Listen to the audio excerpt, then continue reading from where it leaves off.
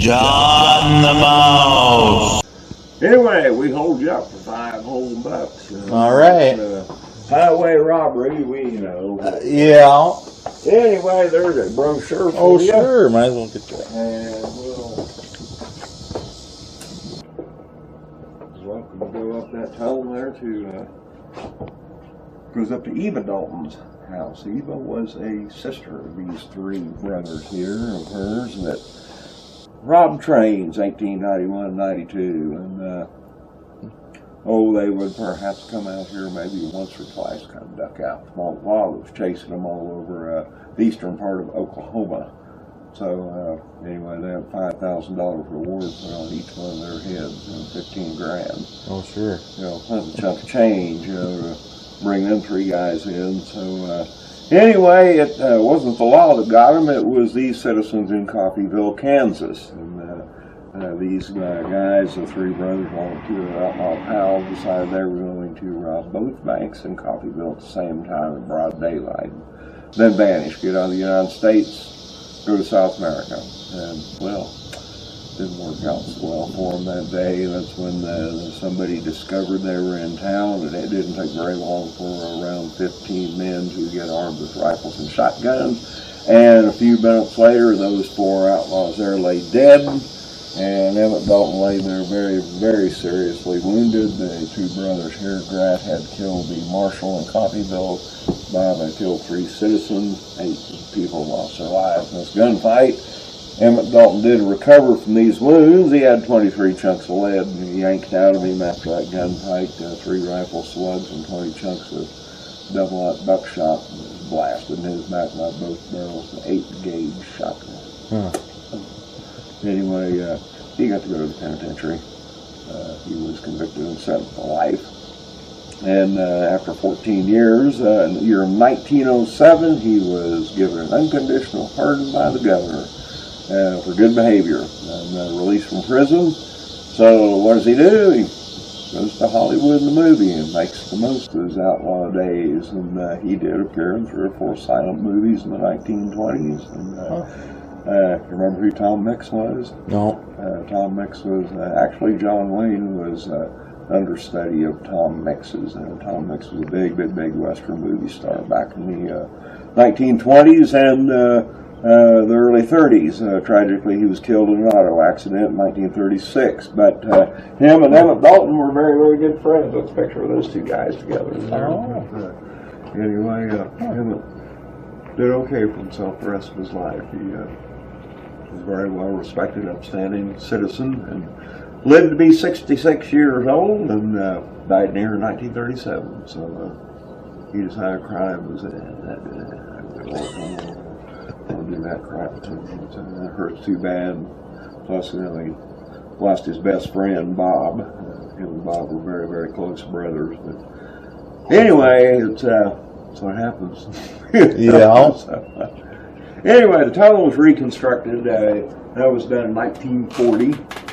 Also, the barn was reconstructed at the same time by the Works Project Administration. The tunnel was done by the National Youth Administration. And anyway, the original tunnel was only about 4 foot high, a couple foot wide, just dirt and boards. It was a trench covered with boards and dirt tossed on top of it and hide it. So anyway, you're welcome to go up the tunnel there to Oh, sure. And you do come back out the tunnel this way. Okay. And, we also have a museum upstairs here. We've got some cool stuff in, 2-headed calves up there, a few guns and sword tack and stuff that belongs in a museum, well, I guess, some of that stuff. I got it at home. I still use it.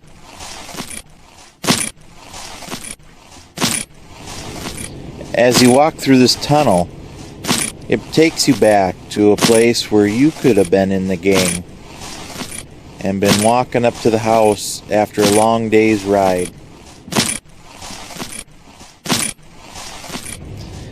As you near the end of the tunnel, you can smell Eva's good home cooking.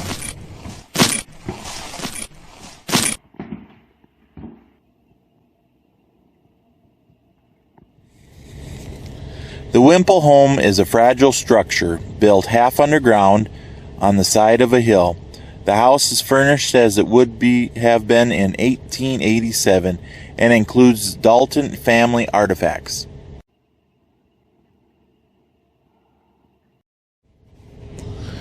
The Daltons had 15 siblings and were all born in Missouri.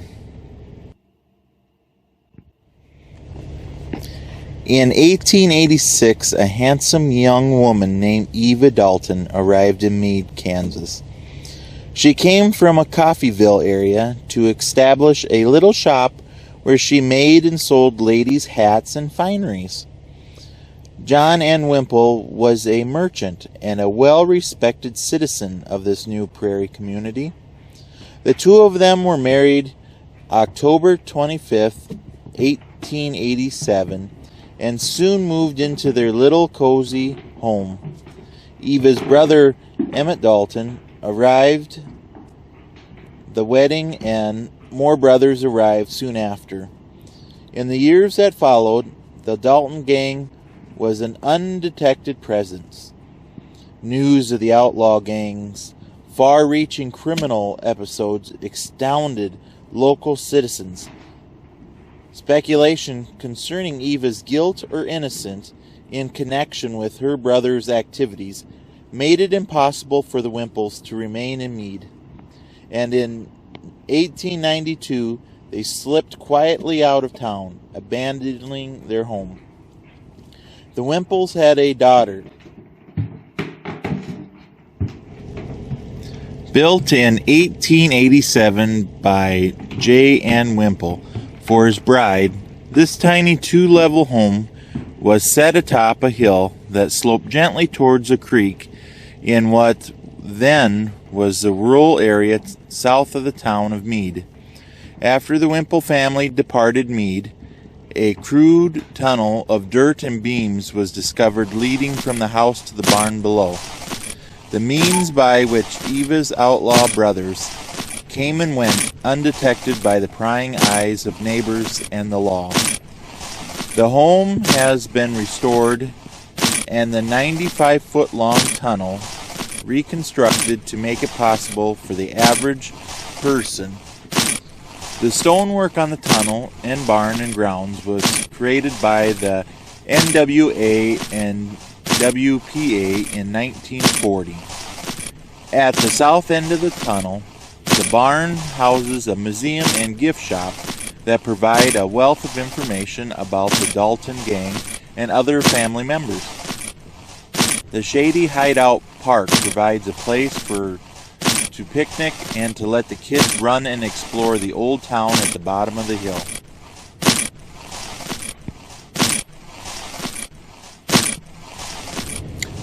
The museum is housed in the loft in the barn, where you'll find guns and several collections of authentic Western memorabilia, as well as information on the Dalton Gang and their family ties. Fascinating prairie artifacts, such as this unique two-headed calf, bring visitors back time and again. Well, in the gun case, we have a few guns. We have a Harrington and Richard American double-action revolver, 38 caliber with a 6-inch barrel. There is a Remington No. 4 spur trigger revolver, 41 caliber, built in 1877 through 1888. Hopkins and Allen 32 caliber pocket revolver with a 4-inch barrel.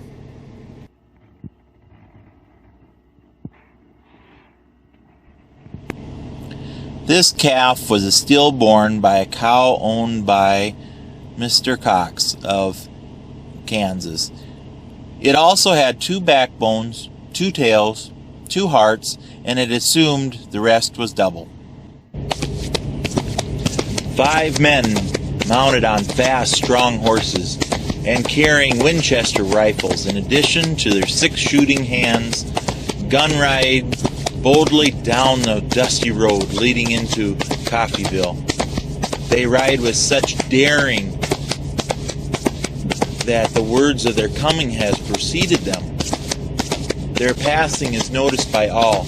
It is nearly 9:30 a.m.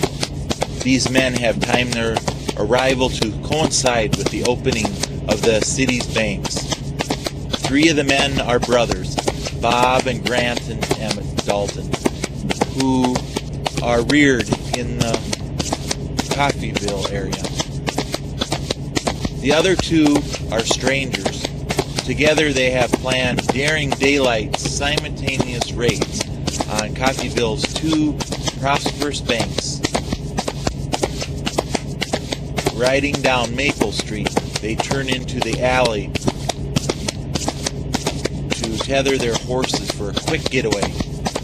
A spot that has become known across the nation as Alley of Death. Dismounting, they proceed into the city plaza, into which both bank buildings faced. Several local citizens recognized the Dalton boys. Despite the elaborate disguise they had contrived, word spread rapidly through town. Bob and Emmett cross the plaza and enter the First National Bank. They demand the bank's money rapidly. Bank employees obey. Soon sacks containing up to $20,000 are in the hands of the robbers. Grant Dalton and the 2 strangers, Bill Power and Dick Broadwell, enter into the National Bank, corralling the people inside. They demand money. One of the bank officers, Mr. Carpenter, informs Grant that the bank's vault is controlled by a time lock and will not open for another 10 minutes. Scooping up the loose cash in the teller's cages, the robbers elect to wait until the vault is open. They order everyone to lie down on the floor. Guns bark outside as the bandits wait. Sounds of shots swell to alarming proportions. Windows are shattered by whistling bullets, and the nervous bandits decide to flee. Meanwhile, aroused citizens have congregated at the Islam's hardware store and brothel store, where a large supply of rifles, shotguns, and ammunition is available. Arming themselves, these vigilantes spread out among the plaza to apprehend the bandits. Concealing themselves behind window sills and in doorways and in alleys, this band of citizens wait. As the bandits flee from the 2 banks, they are met with a fusillade from the citizenry. Miraculously, they escape this volley and make it their way to the alley where their horses are waiting. Here they are met with withering crossfire from all sides. Bob Dalton is the first to fall, followed by Power, Grant, and Emmett Dalton. Dick Broadwell is the only one to escape the city.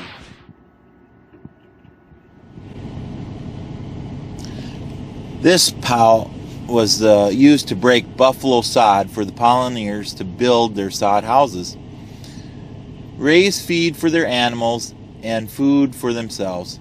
Having very little money, the sodbuster often paid for his plow in crops, feed, or bartering in custom plowing. In 1885, the plow sold for about $3.50. Field ready, made by local blacksmiths in their own shops. The plows were hand forged. Forge welding took a lot of skill, extra time and help. It took about a week to make a plow. Everything had to be done by hand, including sawing the iron and drilling the holes in the iron. This plow cut 12 inches of sod in one pass. It would take 8 or 9 rounds on a field half-mile long to make 1 acre. The design of the plow with rods to take the place of a solid mold board made it lighter pulling. Horses had to be rested often while doing heavy field work. A good day's work would be 1/2 to maybe an acre per day. 3 to 4 miles an hour was a good rate for a team, with rest periods every 20 to 30 minutes. Oh, this beaver is a nice little rodent. He has webbed hind feet and a broad, flat tail, and he likes to play in the water, making dams and underwater lodges.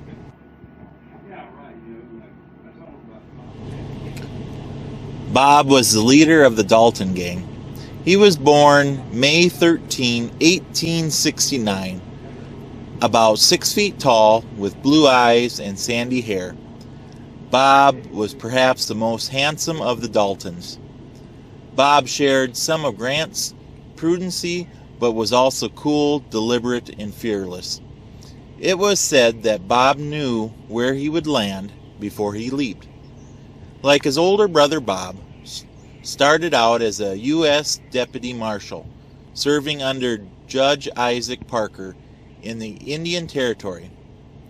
Emmett always claimed that Bob handed in his badge because he was owed a large sum of money in back pay and had been unable to collect wages for some time. At the age of 21, he turned to a life of crime.